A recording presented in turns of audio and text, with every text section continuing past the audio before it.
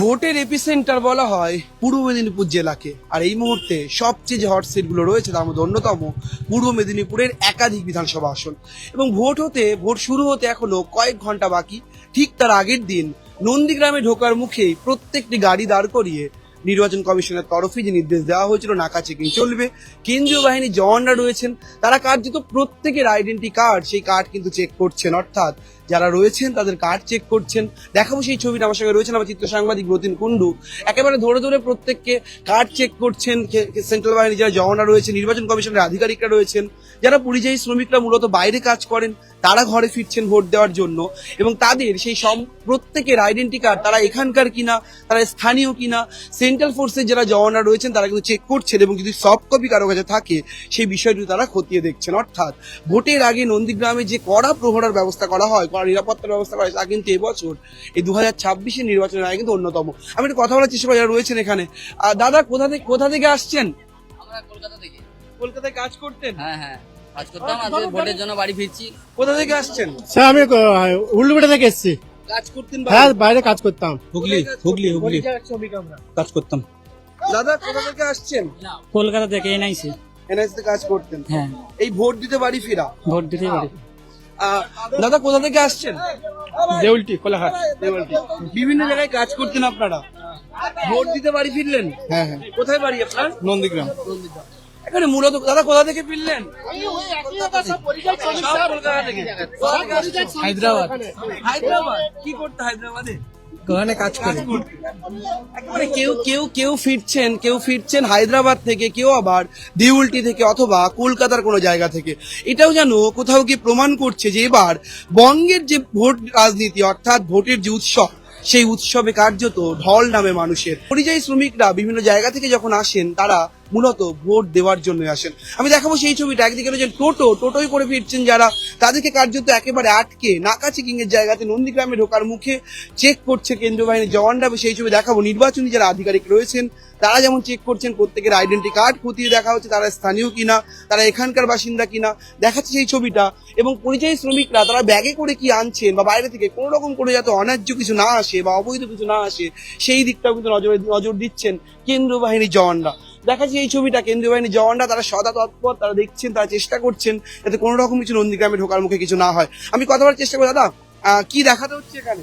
ওই আধার কার্ড আর voter card দেখাতে কোথা থেকে বলছি। আসছেন আপনি? আমি আসছি চেন্নাই থেকে।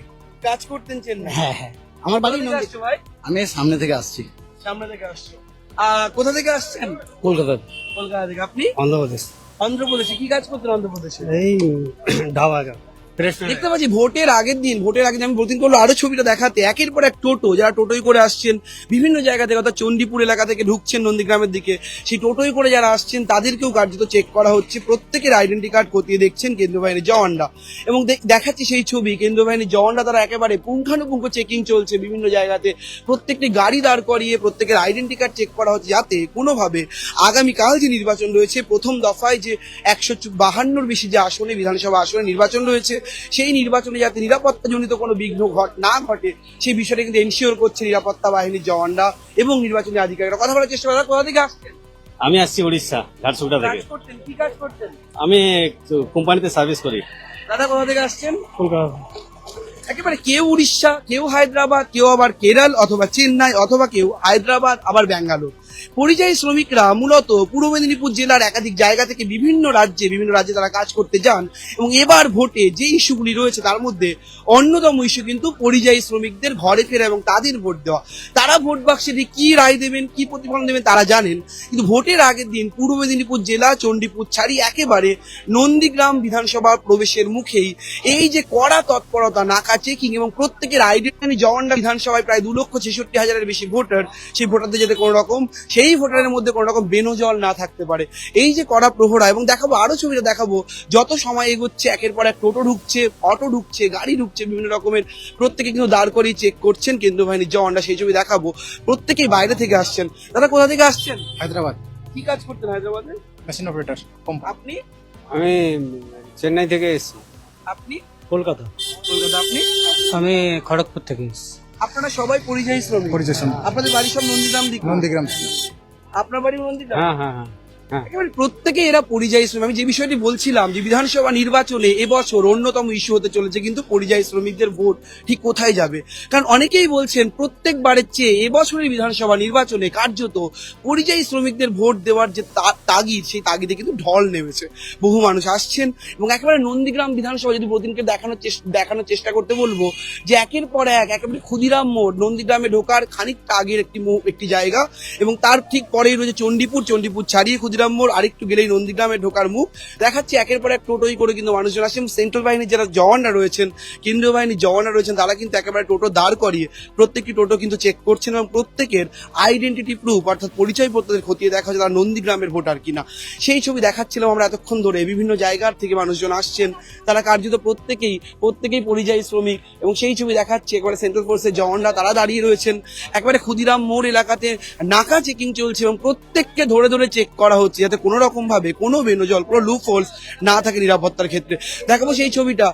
একেবারে ব্যাগ খুলে নির্বাচনী যারা আধিকারিকরা রয়েছেন বা নাকা চেকিং এর যারা দায়িত্বে রয়েছেন, সেন্ট্রাল ফোর্সের জওয়ানরা রয়েছেন, তারা কিন্তু চেক করছে এবং পুলিশ আধিকারিকরা, অত্যন্ত গুরুত্বপূর্ণ একটি ছবি দেখাবো যে পুলিশ আধিকারিকরা তারাও কিন্তু কার্যত তৎপরতার সঙ্গে চেকিং করছেন এবং সেই ছবি দেখাচ্ছি তুলে ধরছি যে মূলত তারা পরিযায়ী শ্রমিক বিভিন্ন জায়গা থেকে এসছেন। দাদা কোথা থেকে এসছেন?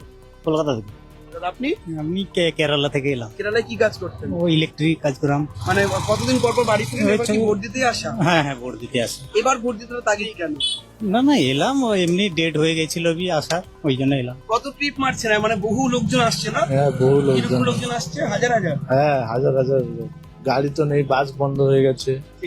ভোটের আগে কার্যত এই গুরুত্বপূর্ণ ছবি পূর্ব মেদিনীপুর জেলাকে যে বলা হয় যে নির্বাচনের এপি সেন্টার বা হট সিট বলা হয়, সেই ভোটের আগে কার্যত সেই হট সিট বা এপি সেন্টারের নিরাপত্তা ব্যবস্থা নিয়ে কতটা তৎপর কমিশন, সেই বিষয়টি কিন্তু স্পষ্ট দেখতে পেলাম আমরাও।